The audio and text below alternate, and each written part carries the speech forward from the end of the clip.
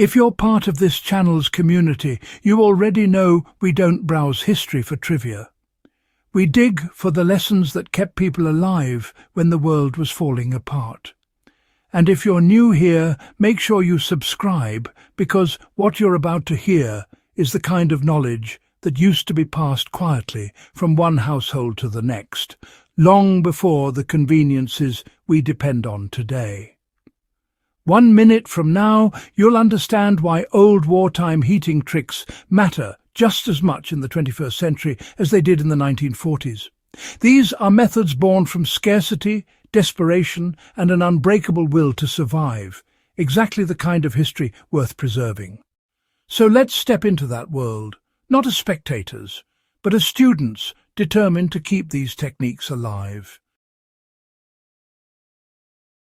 Why understanding how soldiers and civilians heated their shelters without power still matters today. During the Second World War, millions were thrown into situations where electricity was unreliable or non-existent. Bombings wiped out infrastructure, fuel was rationed to the bone, and people had to rely on ingenuity to stay warm. The methods they developed or revived weren't romantic or dramatic. They were practical systems that worked in freezing basements, forest foxholes, rural cottages, and field hospitals. Today, these same methods still work, and they still require no power, no fancy gear, just resourcefulness and a willingness to learn. The first forgotten trick is how soldiers and civilians used mass, their secret weapon, to trap and radiate heat. One of the oldest heating principles used during World War II was simply using thermal mass. Stone, brick, and even densely packed earth were used to store heat from whatever small flame people could manage. After absorbing warmth, the mass released it slowly for hours. Civilians in bomb shelters would heat a brick on a tiny ration coal stove, wrap it in cloth, and settle it at the foot of a bed. Soldiers would warm smooth river stones near a small campfire, then place them under their coats or in the ground beneath a sleeping roll. This wasn't theory. It worked because mass doesn't need a flame once it's charged with heat. You can apply the same concept today by using a heated stone, brick, or even a cast iron pan to warm an enclosed space or provide localized heat. For example, if you have even a tiny fire source, place several stones around the flame. Once heated, move them carefully into your shelter's corners. They'll radiate heat for hours, reducing the need for open flames indoors. The second forgotten tactic is how people created microclimates inside larger, colder spaces. In wartime Europe, families often slept in kitchens because those were the warmest rooms, but even there they used a technique soldiers in the field were already relying on, creating smaller, insulated zones inside a larger cold area. The British Home Guard used blankets, rugs and spare coats to create tent-like enclosures inside rooms. The idea was simple: warm a much smaller space, so body heat and even a candle made a difference. You can still apply this by setting up a low canopy over a bed, using blankets or using a heavy curtain to divide a room. During blackouts, early war Londoners used drying racks draped with quilts to trap warmth while they slept.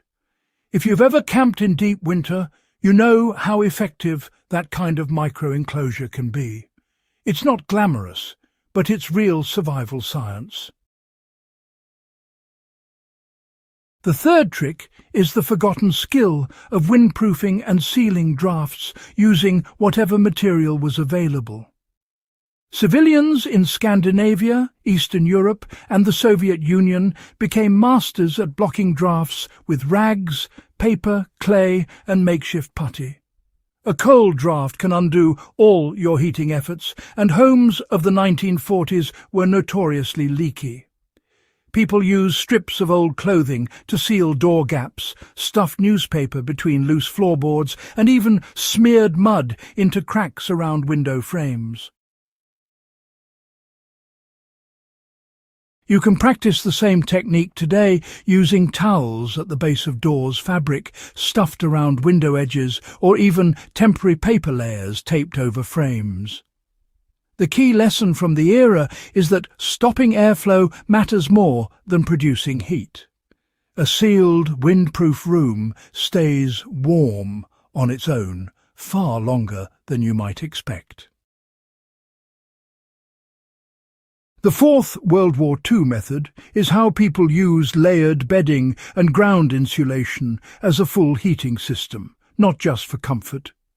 Sleeping directly on cold ground drains heat fast, something soldiers learned quickly in both European winters and the Pacific's damp nights.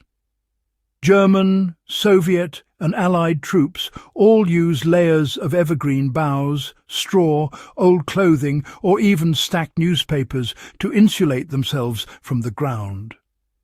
Civilians did the same inside homes by layering rugs, carpets, and straw mats. You can apply this by adding multiple layers beneath your sleeping area. Even cardboard works because it traps air. People often underestimate this step, but in the Second World War it was the difference between waking up cold and not waking up at all. The fifth and final forgotten technique is how people use controlled, tiny, flameless heat sources. Not every household could afford candles or kerosene. In response, many resorted to simple chemical hand warmers, small ember boxes, or clay pot heaters fueled by a single glowing coal.